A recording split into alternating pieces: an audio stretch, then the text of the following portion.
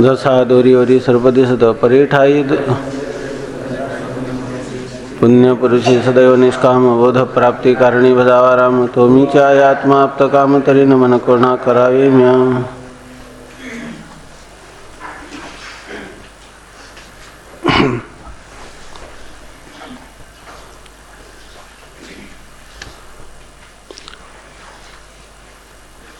अनिर्वचनीय पदार्थाच्या उत्पत्ती कशी होते हे सांगण्यापूर्वी पदार्थ ज्ञानाची रीती सांगितली आणि नंतर अनिर्वचनीय पदार्थ उत्पत्तीचा प्रकार सांगतात.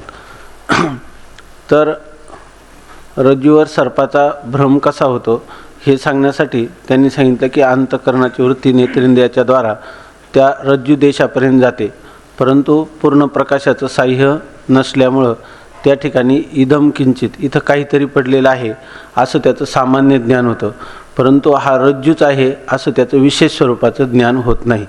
म्हणजे रज्जूचं सामान्य स्वरूपाचं ज्ञान आणि विशेष स्वरूपाचं अज्ञान असं इथपर्यंत सांगितलं. बरोबर ना. आता असे पहा की अंतःकरण वाचू ना. आता असे पहा, इथं पहा सांगितलं ना, आता असे ऐका असे नाही सांगितलं. म्हणजे हे जे चाललंय हे आपल्याला डोळ्यासमोर दिसलं पाहिजे की कसं रज्जूवर सर्पाचा भ्रम कसा होतो हे आपल्याला दिसलं पाहिजे समोर.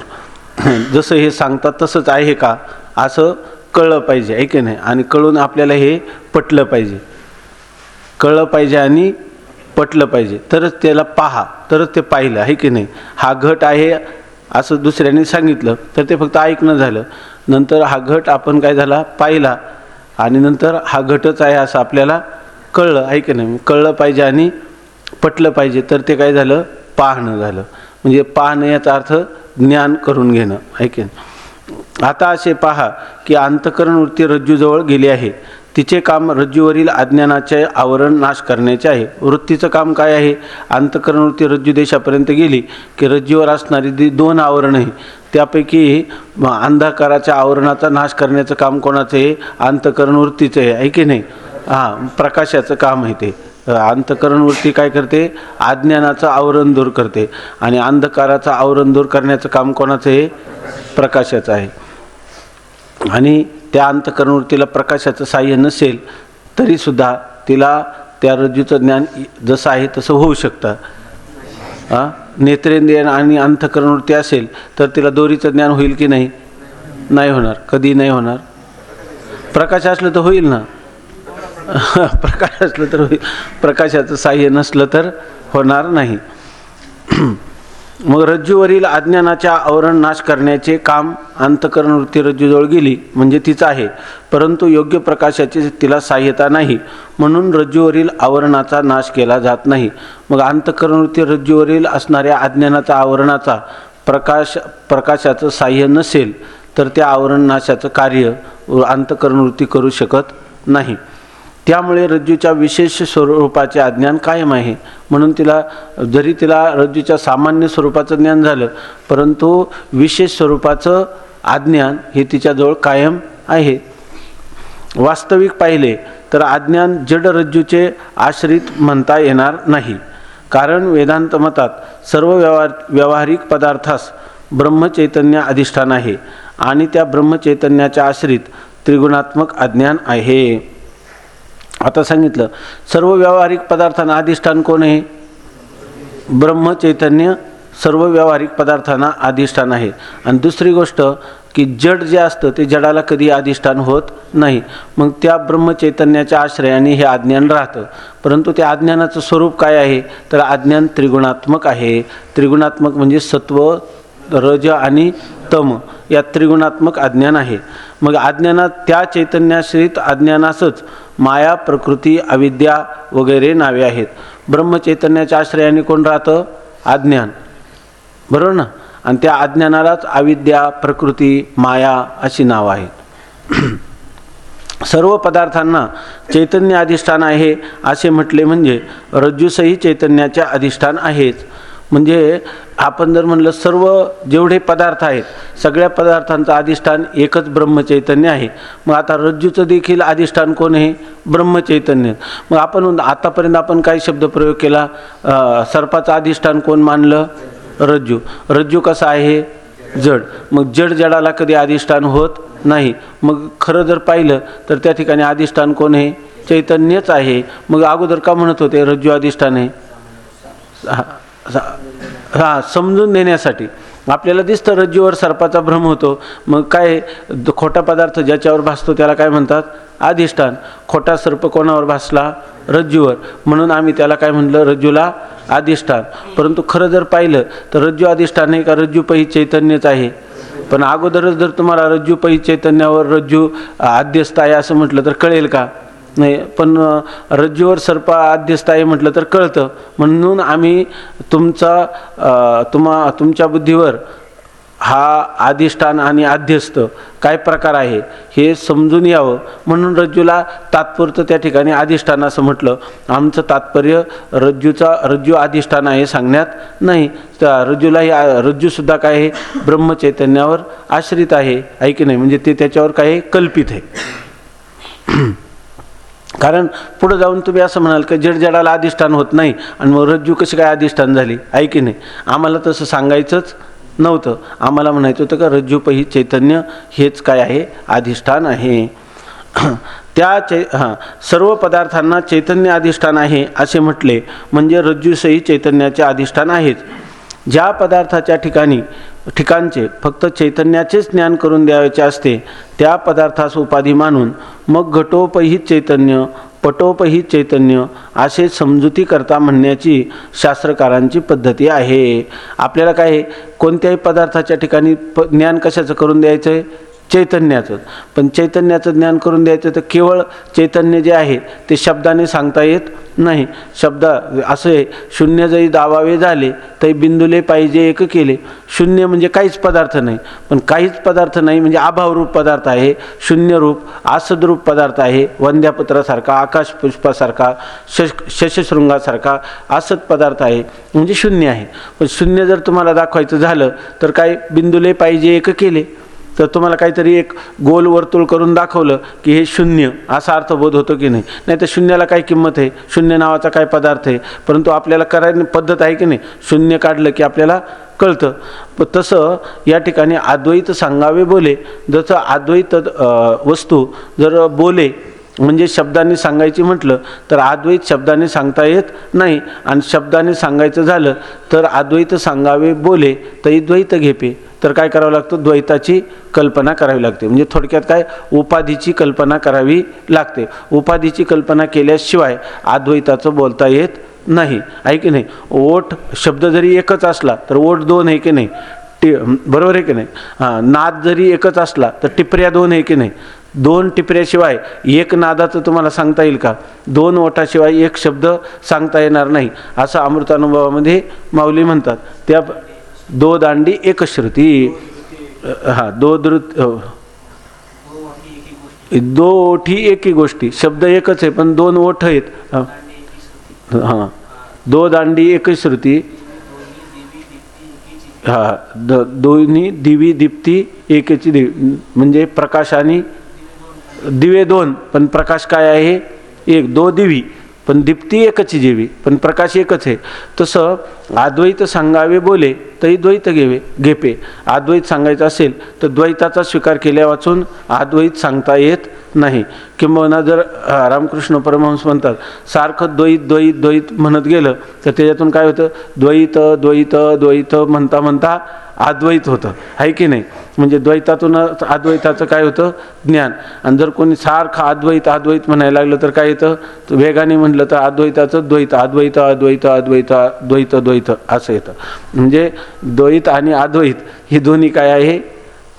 एक रूपच आहेत. द्वैताला अद्वैतावातून स्वतंत्र सत्ता नाही. आणि जो पदार्थ आपल्या अधिष्ठानाहून स्वतंत्र सत्तावान नसतो तो पदार्थ तद्रूप म्हणजे अधिष्ठान रूपच असतो.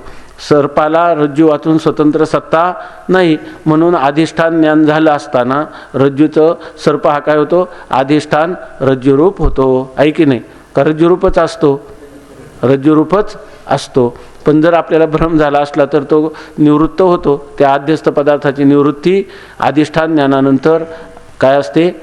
अधिष्ठान रूप असते. मग आता पद्धत कशी शास्त्रकारांची ते सांगतात. पदार्थाच्या ठिकाणचे फक्त चैतन्याचेच ज्ञान करून द्यायचे असते. म्हणजे आपल्याला ज्या पदार्थाच्या ठिकाणी कोणताही पदार्थ म्हणलं की तो पदार्थ कशावर आश्रित असतो? चैतन्यावर. त्या पदार्थाचं अधिष्ठान कोण असतं? ब्रह्म चैतन्य.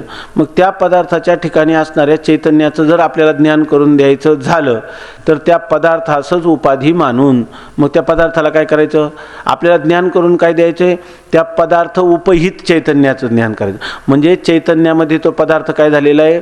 उपाधी झालेला आहे. आणि आपल्याला ज्ञान करून कशाचं द्यायचं?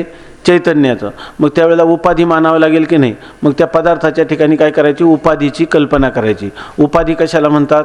उपाधी म्हणजे जी स्वतः वेगळी राहते आणि त्या पदार्थाचं ज्ञान करून देते. का त्या पदार्थामध्ये मिसळते? नाही. मग जी स्वतः वेगळी राहते आणि दुसऱ्याचे ज्ञान करून देते तिला उपाधी असं म्हणतात. आपल्याला आता ज्ञान कोणाचं करून घ्यायचं आहे? चैतन्याचं. मग त्या चैतन्यामध्ये काय करावं लागेल?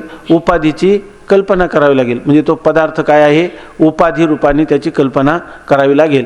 मग ती उपाधी काय करील? स्वतः वेगळी राहील आणि त्या चैतन्याचं ज्ञान करून देईल. पदार्थाच्या ठिकाणचे फक्त चैतन्याचेच ज्ञान करून द्यायचे असते. त्या पदार्थास उपाधी मानून मग त्या पदार्थाला उपाधी मानायचं आणि मग काय म्हणायचं? घट उपाधी मानलं की घटोपहित चैतन्य, पटाला उपाधी मानलं की पटोपहित चैतन्य, असे समजुती करता म्हणण्याची शास्त्रकारांची पद्धत आहे. आपल्याला फक्त समजून देण्यासाठी शास्त्रकारांनी घटोपहित चैतन्य, पटोपहित चैतन्य अशी त्या चैतन्याला घट पट इत्यादी उपाधी लावून आपल्याला समजावून सांगितलेलं आहे. परंतु तत्वता त्यांना कशाचं ज्ञान करून द्यायचे? केवळ चैतन्याचं. पण केवळ चैतन्याचं ज्ञान उपाधीचा अंगीकार केल्या वाचून करून देता येत नाही. म्हणून शास्त्रकारांनी ही पद्धती स्वीकारलेली आहे. घटोपहित चैतन्य, पटोपहित चैतन्य. त्याप्रमाणे अज्ञानाचे आवरण वास्तविक रज्जूच्या ठिकाणी नाही. जर पाहिलं तर अज्ञानाचं आवरण आहे आपण म्हणतो, आहे की नाही? आणि अंतःकरण वृत्ती काय करते? त्या अज्ञानाच्या आवरणाचा भंग करते. परंतु ते अज्ञान खरं रज्जूच्या ठिकाणी आहे का? नाही. कारण का? रज्जूच्या ठिकाणी अज्ञान आहे असं मानलं तर काय हरकत आहे? रज्जू आहे जड आणि अज्ञानही आहे जड आणि जड जडाला आश्रय होत नाही. म्हणून रज्जूच्या ठिकाणी अज्ञान मानता येणार नाही. मग मानलं तर कोणाच्या ठिकाणी मानावं लागेल? चैतन्याच्या ठिकाणी. कोणत्या चैतन्याच्या ठिकाणी? रज्जू ज्याला उपाधी झालेली आहे अशा रज्जूपहित चैतन्याच्या ठिकाणी त्या अज्ञानाचं आवरण मानलं पाहिजे. लक्षात येते ना? म्हणून आपल्या रज्जूच्या ठिकाणी अज्ञान म्हणायचं का रज्जूपहित चैतन्याच्या ठिकाणी? कारण काय आहे? रज्जूच्या ठिकाणी म्हटलं तर काय अडचण येईल? जड जडाला अधिष्ठान होत नाही आणि सगळ्या पदार्थांचं अधिष्ठान कोण आहे? चैतन्य. आणि मग काय म्हणावं लागेल? चैतन्यामध्ये जिथं रज्जू ही काय झालेली आहे? उपाधी. आणि ज्याच्यामध्ये रज्जू उपाधी झाली असं चैतन्यच त्या अज्ञानाचं काय आहे? बरोबर ना? रज्जू ज्याला उपाधी झाली असं चैतन्य हेच त्या अज्ञानाचं काय आहे?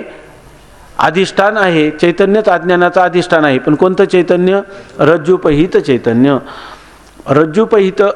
त्याप्रमाणे अज्ञानाचे आवरण वास्तविक रज्जूच्या ठिकाणी नाही, ते रज्जूपहित चैतन्याच्या ठिकाणीच आहे. परंतु रज्जू आणि चैतन्य एकाच देशात आहे म्हणून रज्जू आश्रित अज्ञान असा व्यवहार केला. मग ते म्हणतात, मग तुम्ही का म्हणले अगोदर का बोलले का रज्जूच्या आश्रयाने अज्ञान? कारण रज्जू ज्या देशात आहे त्याच देशात काय आहे? चैतन्य आहे.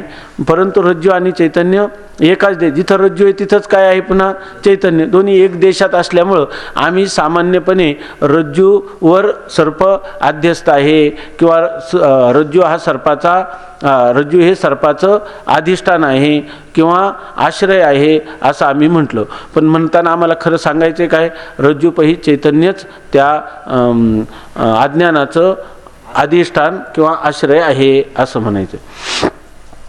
परंतु रज्जू आणि चैतन्य एकाच देशात आहेत म्हणून रज्जू आश्रित अज्ञान असा व्यवहार केला. असो.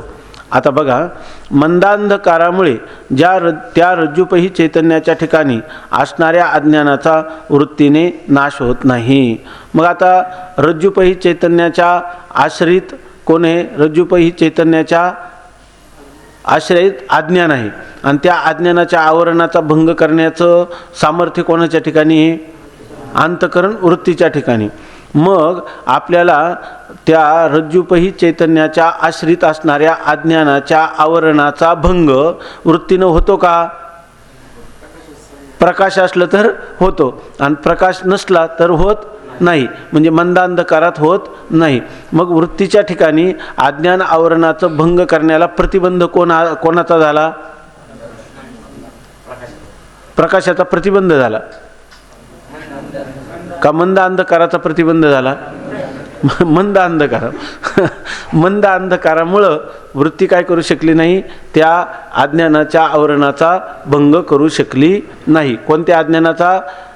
रज्जुपहित चैतन्याच्या आश्रित अज्ञानाच्या आवरणाचा भंग वृत्ती मंद अंधकारामुळं करू शकली नाही. प्रतिबंधक कोण झाला इथं?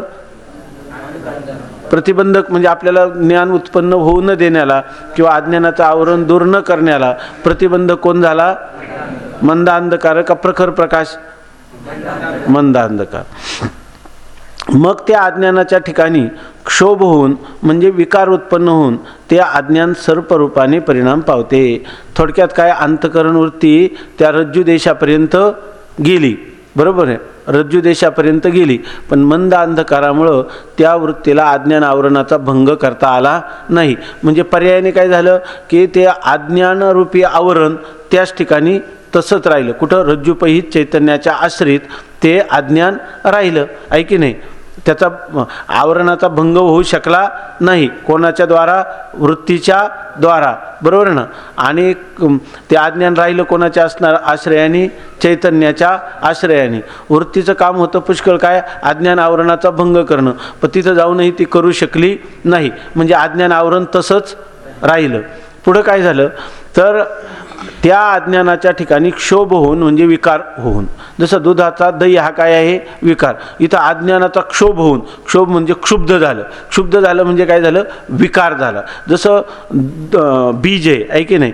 बीजाचं काय होतं? वृक्षामध्ये परिवर्तन होताना ते बीज फुटतं की नाही आणि त्याच्यामधून अंकुर उत्पन्न होतो, तसं त्या अज्ञानाचा काय झाला? विकार झाला. इथं अज्ञानाचा क्षोभ झाला. शास्त्रीय भाषेत बऱ्याच आपल्या वेदांत साहित्यामध्ये अज्ञानाचा क्षोभ असा शब्द प्रयोग केलेला आहे. पण क्षोभ होतो म्हणजेच काय होतं? त्याचा विकार होतो आणि त्या विकारा म्हणजे त्याचं काय होतं? अन्य रूपाने परिणाम पावतं.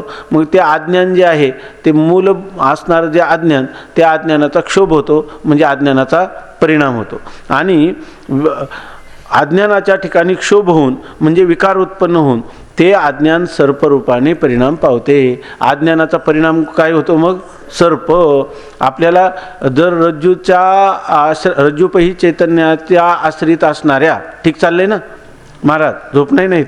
रज्जुपही चैतन्याच्या आश्रित असणाऱ्या अज्ञानाच्या आवरणाचा भंग जर वृत्तीनं केला असता तर आपल्याला काय कळलं असतं? हा रज्जू आहे असं कळलं असतं.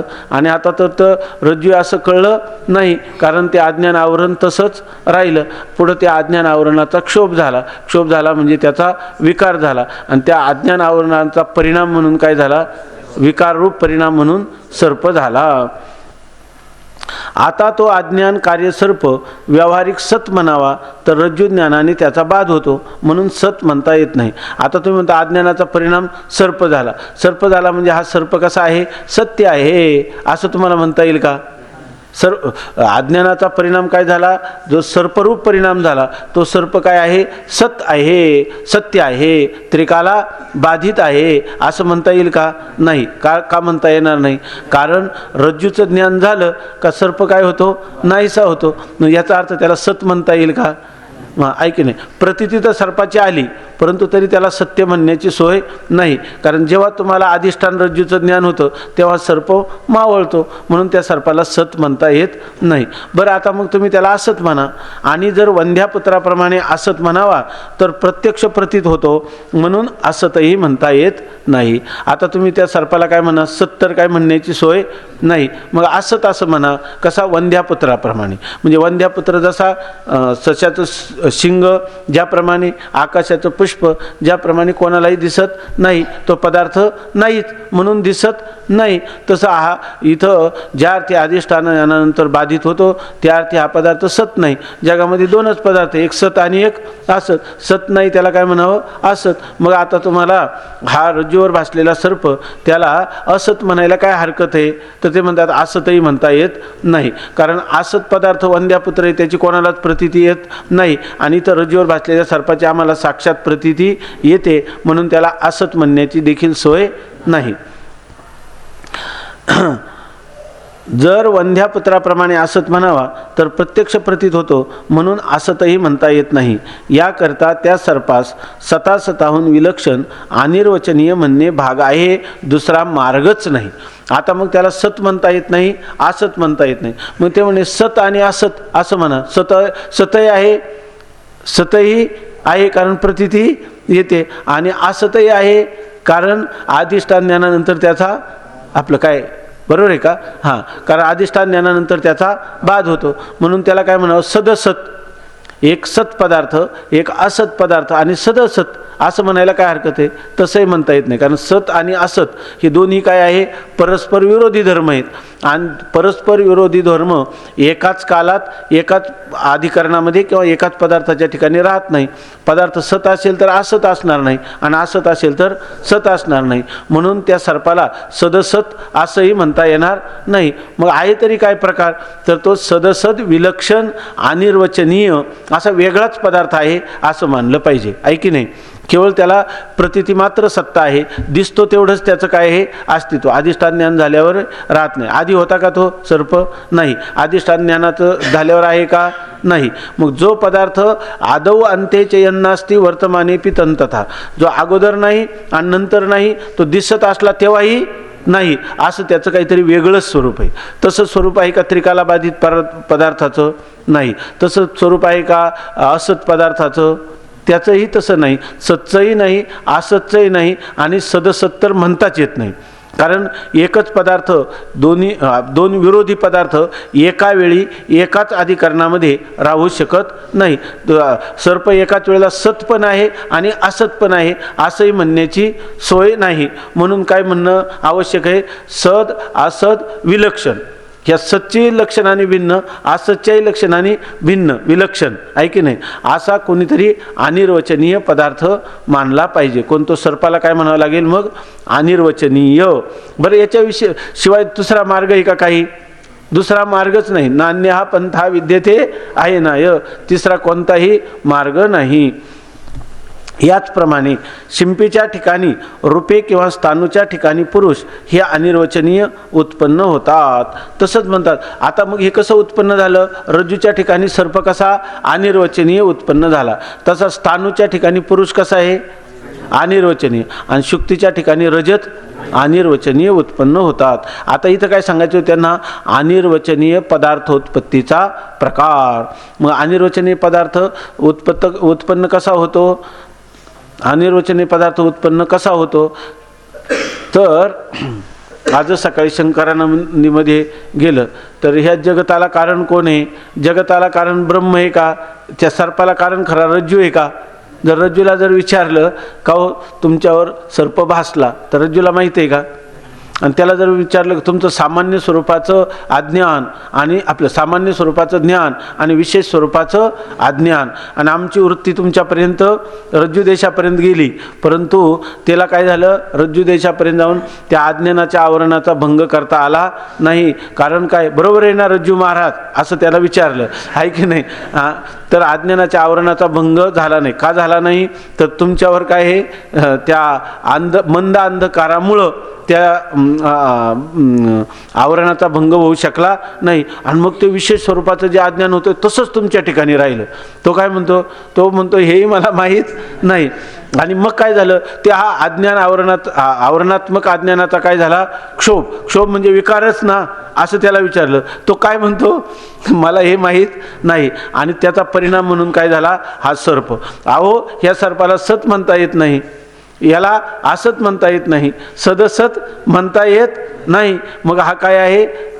अनिर्वचनीय असा हा सर्पाच्या उत्पत्तीचा प्रकार तुमच्या ठिकाणी मानावा लागतो. असं सगळं सांगितल्यावर तो म्हणतो यू आर राईट, आहे की नाही, अगदी बरोबर स्पष्टीकरण केलं असंच तो म्हणतो की नाही. तो काहीच म्हणत नाही. मग हा भ्रम झाला कोणा? तो काय म्हणतो, हा सर्प कुठं, तो म्हणतो मला माहीत नाही. अहो मग याला कारण कोण आहे? तो म्हणतो काय, त्वदीय भ्रम एव कारणम, असं तो म्हणतो. अज्ञानोत्पन्न त्वदीय भ्रम एव कारणम. हे अज्ञान कुठं राहिलं? तुझ्या बुद्धीच्या ठिकाणी, आहे की नाही. आणि त्या अज्ञानाचा काय झाला? क्षोभ झाला आणि त्याचा विकार झाला आणि त्याच्यापासून सर्प झाला. मग सर्प कुठे? तुझ्या बुद्धीत आहे का माझ्या ठिकाणी? तसं ब्रह्माच्या ठिकाणी जगत आहे का आपल्याला भ्रम झालेल्या बुद्धीच्या ठिकाणी जगत भासतंय? हा, जगत भासतंय. बरं भाषे नका जाईना, ते सत ठरतंय काय? असत ठरतंय का? का सदसद विलक्षण ठरतंय? सदसद विलक्षण अनिर्वचनीय ठरतं. आणि अनिर्वचनीय पदार्थाचा अर्थ काय आहे? मिथ्या, आहे की नाही. मिथ्या शब्दाचा अर्थ काय आहे? प्रतीती मात्र सत्तावान, फक्त दिसतंय तेवढंच. फक्त त्याला काही सत म्हणता येत नाही आणि असत म्हणता येत नाही. सदसद विलक्षण अनिर्वचनीय, आहे की नाही. मग जर खऱ्या आत्मस्वरूपाच्या दृष्टीनं पाहिलं तर ही चर्चा आत्मेच्या ठिकाणी चाललेली आहे का ज्याला भ्रम झाला आहे त्याच्या ठिकाणी चाललेली आहे? मग ह्या चर्चेच्या नंतर आपल्याला आत्मस्वरूपाचं ज्ञान होईल का आत्मस्वरूप विषयक असणारा भ्रम निवृत्त होईल? का भ्रम निवृत्त होणं हेच आत्मस्वरूपाचं ज्ञान आहे? म्हणजे आत्मस्वरूपाचं वेगळं ज्ञान करून घ्यायचं आहे का भ्रम निवृत्त करायचा? भ्रम निवृत्त. म्हणून मारुती बाबा म्हणत असतात की त्या माणसाने तत्त्वज्ञानाचं श्रवण केल्यानंतर, वेदांताचं श्रवण केल्यानंतर त्याला काय विचारायचं? तुला आत्मबोध झाला का? असं नाही विचारायचं. काय त्याला विचारायचं? तुझा भ्रम गेला का, आहे की नाही. आणि जर तो भ्रम गेला असं म्हटला तर काय करायचं? त्याला वंदन करायचं, आहे की नाही. त्याला साष्टांग दंडवत करायचा. आणि जर तो म्हटला की माझा भ्रम गेला नाही तर काय करायचं? त्याला दोनदा नमस्कार करायचा. श्रवण करून देखील तुला अनिर्वचनीयता अजून कळली नाही, तुला कोपरापासून दंडवत, आहे की नाही, नमस्कार असं म्हणायचं. तर ते सांगतात की या ठिकाणी कोणताही पदार्थ, म्हणजे हे जे चाललेली चर्चा आहे ही आत्मस्वरूपाच्या ठिकाणी चालली का आपल्या बुद्धीच्या स्तरावर चालली? आपल्या बुद्धीच्या. बरं हिची गरज आहे का? आहे. काय गरज आहे? भ्रम झाला म्हणून भ्रमनिवृत्तीसाठी गरज आहे. ज्याला भ्रम झाला नाही त्याला याची काही गरज नाही, तो कशाला ऐकतो, आहे की नाही. याकरिता त्या सर्पास सतासताहून विलक्षण अनिर्वचनीय म्हणणे भाग आहे, दुसरा मार्गच नाही.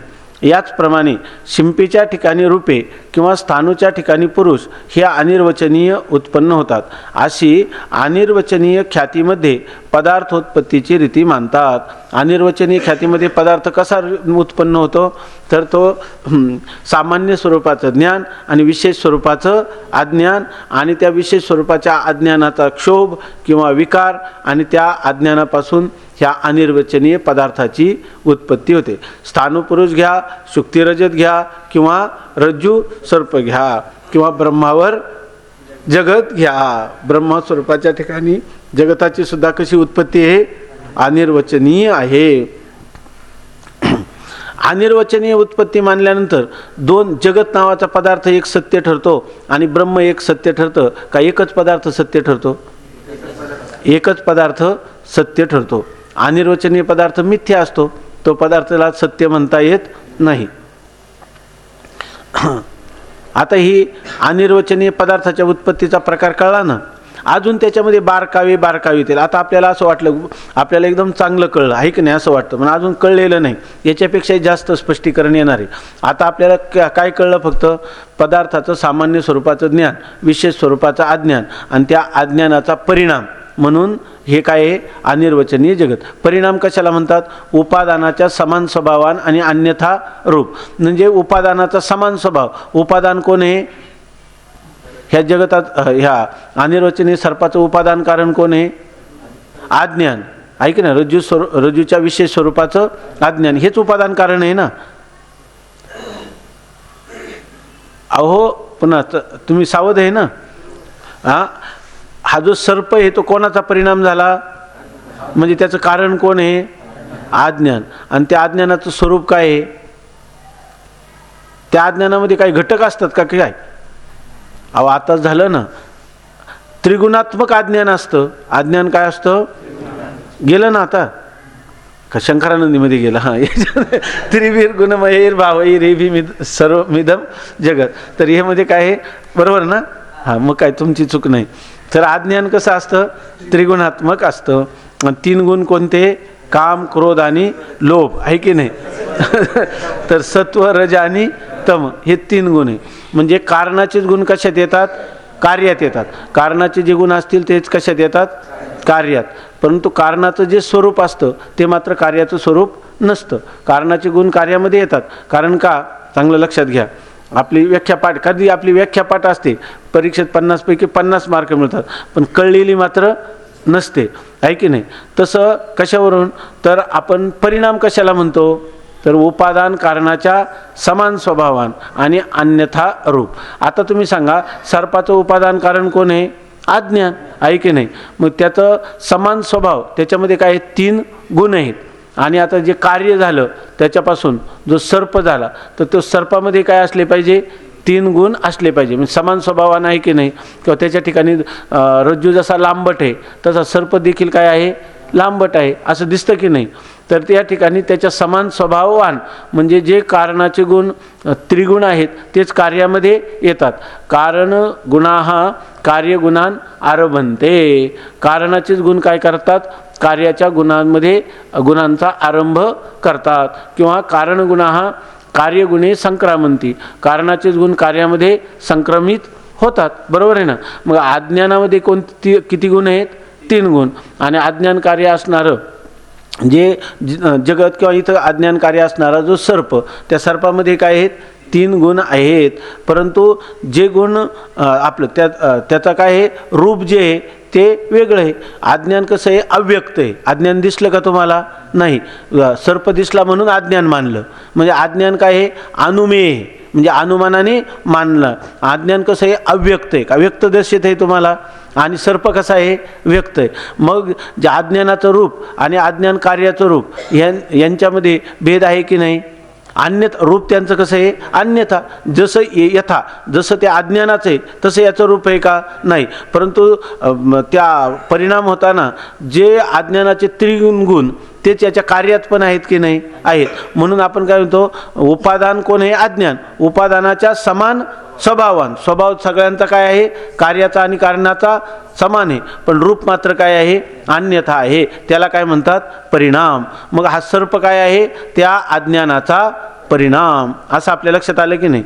रज्जूवर भासणारा सर्प हा त्या रज्जूच्या विशेष स्वरूपाचा असणारं अज्ञान, त्या अज्ञानाचा परिणाम हा सर्प आहे, असं आपल्या लक्षात आलं ना? आतापर्यंत आपल्याला वाटतं की सगळी प्रक्रियाच आपल्याला उलगडली, अजून उलगडली नाही. शंका केल्यावर आपल्याला वाटतं की इथं तर आडलं, आहे की नाही? हे तर आपल्या मनात आलं नव्हतं. परंतु हा जो शिष्य आहे तो जरी शंका आपल्याला आली नाही अजून, कारण आपण आपली बुद्धी तितकी सूक्ष्म केली नाही आणि इतकी आपल्याला त्याची गरज वाटत नाही.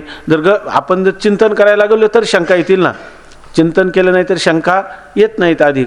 मग आता त्यात पुढं सध्या एवढंच सांगितलं त्यांनी, अनिर्वचनीय पदार्थाच्या उत्पत्तीचा प्रकार असं सांगितलं. ते काय आहे? अनिर्वचनीय पदार्थ कसा आहे उत्पन्न होतो? तर अधिष्ठानाच्या अज्ञानाचा परिणाम म्हणून त्या ठिकाणी तो अनिर्वचनीय पदार्थ उत्पन्न होतो. एवढं झालं ना? हे सगळं लक्षात आलं ना?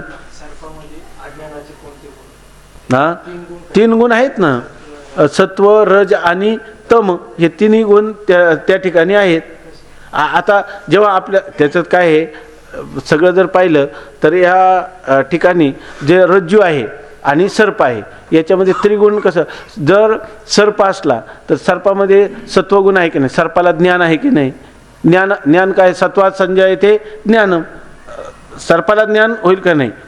याच्या ठिकाणी ज्ञान आहे की नाही? नंतर तो हालचाल करताना दिसतो, म्हणजे त्या ठिकाणी क्रिया आहे की नाही? आणि तो पदार्थ कोणाचं तरी कार्य आहे, म्हणजे जो आपला सर्प जो पदार्थ आहे तो काय आहे? तमोरूप आहे. तमोरूप आहे म्हणजे तर त्याच्या ठिकाणी असणारे जे घटक आहे, काय पदार्थ, सर्प नावाचा जो पदार्थ आहे तर त्या पदार्थ हा तमोरूप आहे. त्याचं खरं असं तत्व आहे, जेवढे जेवढे पदार्थ आहेत ते तमोगुणात्मक आहे, जेवढं ज्ञान आहे ते सत्वगुणाचं आहे, आणि जेवढ्या क्रिया आहेत त्या रजोगुणाच्या आहे. मग सर्पाच्या ठिकाणी आहे की नाही? रज्जूच्या ठिकाणी क्रिया आहे की नाही? रज्जू तुम्हाला हलवली तर क्रिया आहेच की नाही, बरोबर आहे की नाही. तुम्हाला ज्या अर्थी रज्जूचं ज्ञान होतं, आता तुम्ही म्हणा रज्जूला कुठे ज्ञान होतं, हां, पण ना रज्जूला ज्ञान होत नाही, पण त्याचं मूळ अधिष्ठान कोण आहे, रज्जूपही चैतन्यच आहे ना. चेतनाला धरल्याशिवाय त्याच्यामध्ये क्रिया पण होत नाही आणि त्याचं ज्ञान पण होत नाही. आणि तो पदार्थ जो आहे तो पदार्थ तमोगुणा वाचून उत्पन्न होत नाही. म्हणजे कोणताही पदार्थ घेतला सृष्टीतला तर त्याच्या ठिकाणी ज्ञान आहे, क्रिया आहे. आता त्याला जरी ज्ञान होत नसेल तर तुम्हाला अंतःकरण वृत्तीला ज्ञान होतं की नाही. अंतःकरण वृत्तीपैकी चैतन्य आणि रज्जूपैकी चैतन्य काय आहे, पुन्हा एकच आहे. ज्ञान होताना दोन्ही पदार्थ एका देशातच येतात की नाही.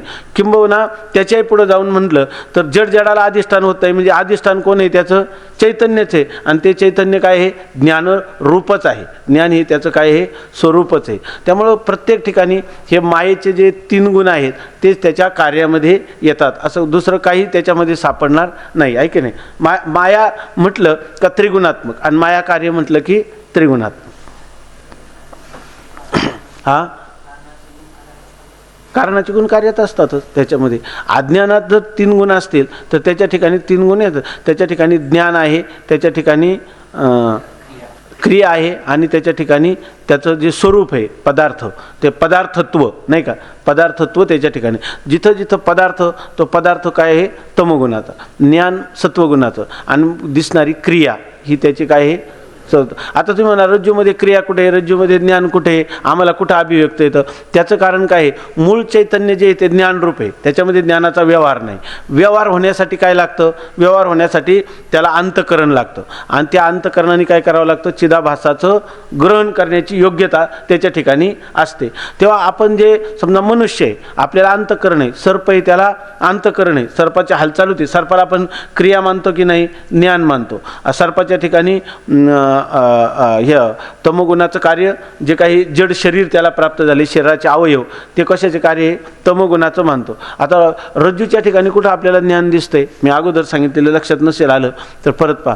रज्जू दोरीला पण ज्ञान आहे असं म्हणता येईल का, दोरीच्या ठिकाणी क्रिया आहे असं म्हणता येईल का, म्हणता येणार नाही. मग त्याचं कारण काय आहे, त्याचं कारण असं आहे की ह्या सगळ्या सृष्टीचं जर प्रकार केले तर याच्यामध्ये 2 पदार्थ, एक स्थावर आणि जंगम. वृक्ष एकाच जागेवर राहतो की नाही, बरोबर आहे की नाही.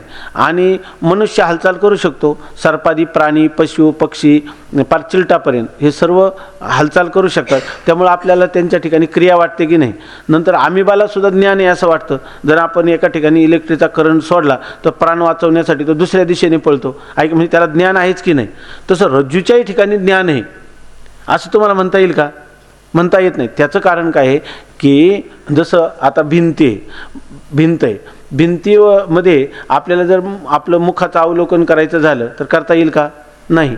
भिंत हा पृथ्वी महाभूताचाच विकार आहे की नाही, भिंतीमध्ये पृथ्वीच महाभूत आहे की नाही.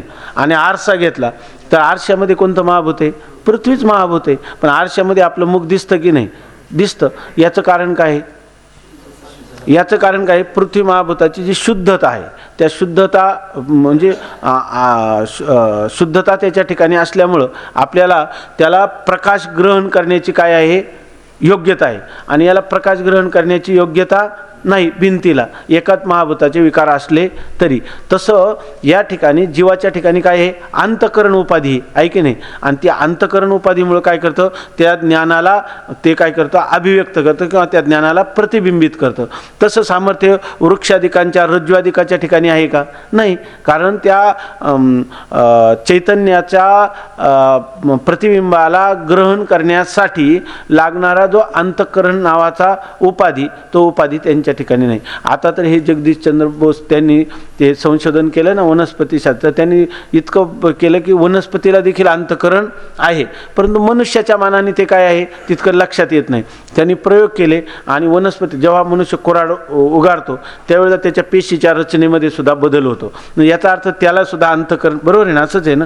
तर त्याच्यामध्ये सुद्धा अंतःकरण आहे, परंतु आपल्याला जेवढ्या भावनाचं प्राकट्य करता येतं, समजा कोणी शस्त्र उगारलं तर आपण पळून जाऊ शकतो, तसा वृक्ष जाऊ शकत नाही. आणि इतकं त्याला जरी भावना असल्या तरी एवढं त्याच्या अभिव्यक्तीचं सामर्थ्य मात्र त्याच्या ठिकाणी नाही.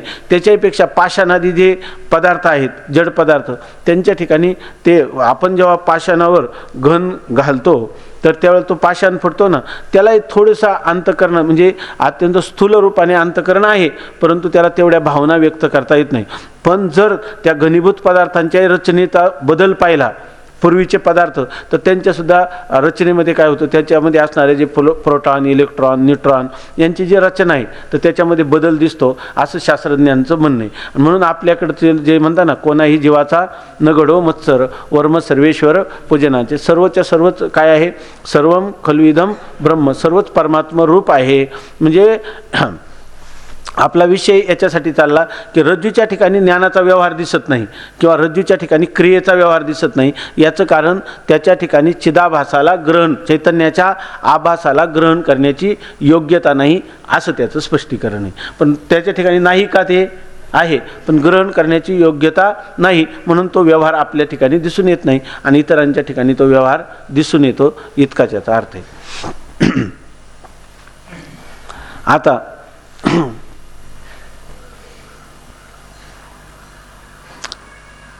याचप्रमाणे शिंपीच्या ठिकाणी रूपे किंवा स्थाणूच्या ठिकाणी पुरुष हे अनिर्वचनीय उत्पन्न होतात. अशी अनिर्वचनीय ख्यातीमध्ये पदार्थोत्पत्तीची रीती मानतात.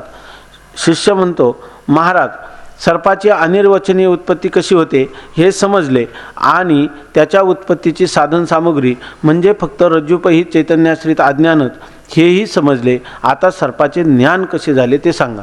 आता त्यांनी उत्तर खरंच सर्पाचं ज्ञान कसे झालं असा प्रश्न विचारला होता, पण त्यांनी काय सांगितलं, सर्पाचं ज्ञान कसं होतं याच्या अगोदर सर्प कसा उत्पन्न होतो, अनिर्वचनीय पदार्थोत्पत्तीचा प्रकार सांगतो, आता नंतर तुला सर्पाचं ज्ञान कसं होतं हे नंतर सांगतो. मग आता त्या अनिर्वचनीय पदार्थोत्पत्तीचा प्रकार त्याला चांगल्या प्रकाराने समजला. चांगल्या प्रकाराने म्हणजे जीव जाईपर्यंत समजला. जीव जाईपर्यंत का जीवत्व जाईपर्यंत समजावा, जीव जाईपर्यंत काय उपयोग नाही, आहे की नाही. जीवच गेला तर मग काय पुढं त्याला समजणार. म्हणून फक्त त्यातलं काय व्हावं, जो जीवत्व आहे ते जीवत्व आहे तेवढंच फक्त बाधित व्हावं. म्हणून ते म्हणतात की मला तो चांगल्या प्रकाराने अनिर्वचनीय पदार्थोत्पत्तीचा प्रकार कळला. आता त्या सर्पाचं ज्ञान मला कसं झालं, आहे की नाही, हा सर्प आहे असं मला ज्ञान कसं झालं, म्हणजे अनिर्वचनीय पदार्थाच्या ज्ञानाचा प्रकार काय आहे ते मला सांगा. महाराज, सर्पाची अनिर्वचनीय उत्पत्ती कशी होते हे समजले आणि त्याच्या उत्पत्तीची साधन सामुग्री. आता तो सर्प कशामुळे उत्पन्न होतो, त्यात कंटाने सांगितलं कोणताही पदार्थ उत्पन्न होण्याच्या पूर्वी त्याची सामुग्री सांगितली पाहिजे. मग सामुग्री सांगितली की नाही, सामुग्री काय सांगितली, सामुग्री ही सांगितली की त्या पदार्थ उपहित चैतन्याच्या आश्रित असणाऱ्या अज्ञानाचा परिणाम म्हणजे ते सर्प आहे असं त्याची सामुग्री सांगितली. मग त्याची सामुग्री काय आहे, अज्ञान, आहे की नाही. कशाचं, त्या पदार्थविषयक असणारं अज्ञान, बरोबर ना. तर ते अज्ञान हीच त्याची काय आहे, सामुग्री. त्याचं सामान्य रूपाने ज्ञान आणि विशेष स्वरूपाचं अज्ञान, आणि त्या अज्ञानाचा क्षोभ म्हणजे तो पदार्थ, म्हणजे अज्ञानाचा परिणाम सर्प आहे अशी त्या सर्पाची सामुग्री सांगितली की नाही. त्याचं कारण कोण आहे, कारण कोण आहे, त्याचं अज्ञान हे कारण आहे हे सांगितलं. त्याच्या उत्पत्तीची साधन सामुग्री म्हणजे फक्त रज्जूपहित चैतन्याश्रित अज्ञानच आहे. ते अज्ञान कोणाच्या आश्रयाने राहतं, रज्जूपहित चैतन्याच्या आश्रयाने राहणारं अज्ञान हीच त्या अनिर्वचनीय सर्पाच्या उत्पत्तीची सामुग्री आहे असं सांगितलं. आता सर्पाचे ज्ञान कसे झाले ते सांगा. आता तो म्हणतो हे झालं सर्पोत्पत्तीचं ज्ञान, पण आता सर्प ज्ञान कसं उत्पन्न झालं हे सांगा. तिथं रज्जूवर आम्हाला सर्प जेव्हा ज्ञात झाला, हा सर्प आहे असं ज्ञान झालं, ते ज्ञान कसं उत्पन्न झालं, त्याला कारण कोण असं तो विचारतो, बरोबर ना. तर ते सांगतात अनिर्वचनीय सर्पज्ञानाच्या उत्पत्तीचा प्रकार. राहून द्यायचं, 8:30ला पाठ आहे ना. पुंडलिक वरदा हरी विठ्ठल श्री ज्ञान